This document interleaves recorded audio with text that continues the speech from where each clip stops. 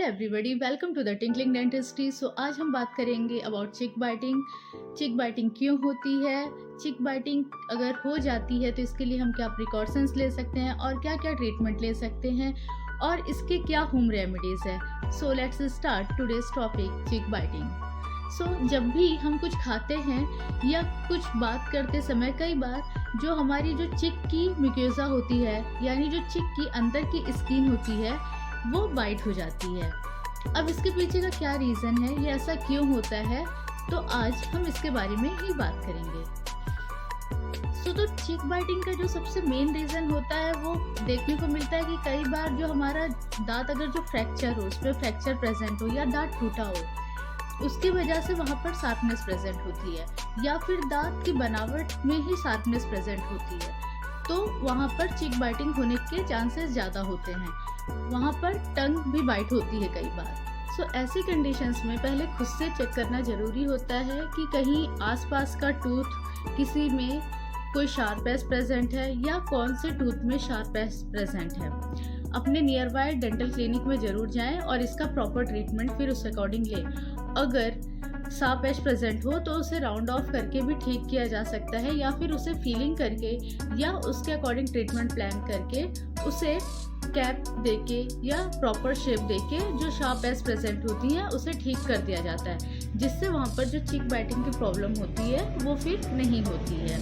अब बात करते हैं नेक्स्ट प्रॉब्लम की, यानी कि कई बार कुछ दांतों में आरसी ट्रीटमेंट भी हुआ होता है। अब जो आरसी ट्रीटमेंट के बाद जो कैप लगाई जाती है वो जैसे हम जनरली जानते हैं कि 3 टाइप की लगाई जाती है, एक जिरकोनिया, एक मेटल प्लस सेरेमिक और एक मेटल पिक।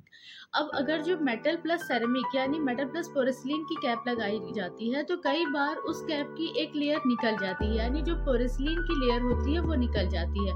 अब जो मेटल की लेयर होती है वो एक फ्रैक्चर्ड लेयर में वहाँ पर रहती है कई बार, जिसकी वजह से भी चिक बाइटिंग के केसेस कई बार देखने को मिलते हैं।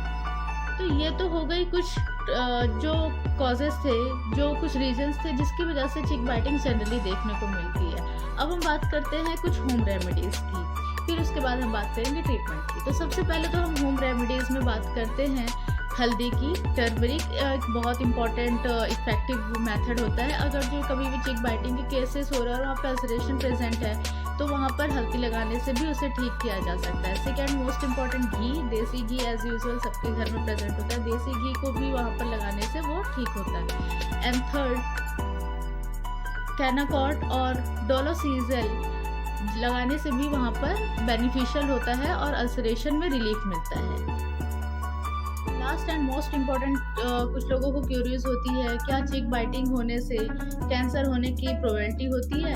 तो जनरली चिक बाइटिंग कोई मेन रीज़न नहीं होता है कैंसर कॉज का, इससे कोई कैंसर होने के चांसेस नहीं होते हैं। जनरली अगर जो 5 to 7 डेज में चिक बाइटिंग हो रही है और चिक बाइटिंग ठीक भी हो जा रही है तो ऐसे कोई इसमें घबराने की जरूरत नहीं होती है, ये जनरली ठीक हो जाता है एज कुछ जेल लगाने से, एंड लाइक जो मैंने होम रेमेडीज़ बताई उससे भी ये ठीक होता है। लेकिन अगर जो ये लंबे समय से है, काफ़ी लंबे समय से है, लाइक जैसे 5 to 7 मंथ हो गए हैं और चिक बाइटिंग से वहाँ पर अल्सरेशन प्रेजेंट है, तो अपने किसी भी नियर बाय डेंटिस्ट को ज़रूर दिखाएं। ये तो बातें थी चिक बाइटिंग की। चिक बाइटिंग क्यों होती है, उसके प्रिकॉशंस क्या है, उसकी होम रेमेडीज़ क्या है और इसके ट्रीटमेंट क्या है और क्या इससे कैंसर हो सकता है। होपफुली आपको ये वीडियो पसंद आया हो। Do like, share and subscribe to my YouTube channel which is Tinkling Dentistry. Thank you.